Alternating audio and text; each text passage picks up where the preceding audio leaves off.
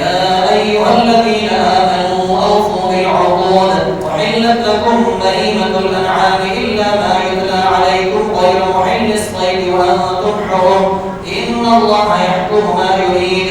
يا أيها الذين آمنوا لا تحلوا شعائر الله ولا الشهر الحرام ولا الهدي ولا القلائد ولا آمين البيت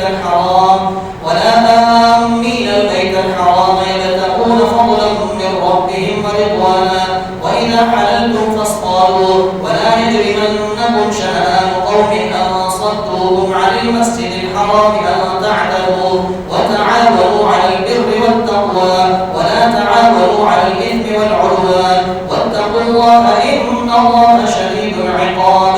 حرمت عليكم الميتة والدم ولحم الخنزير وما أهل لغير الله به والمنخنقة والموقوذة والمتردية والنطيحة وما أكل السبع إلا ما ذكيتم وما ذبح على النصب وأن تستقسموا بالأزلام ذلكم فسق.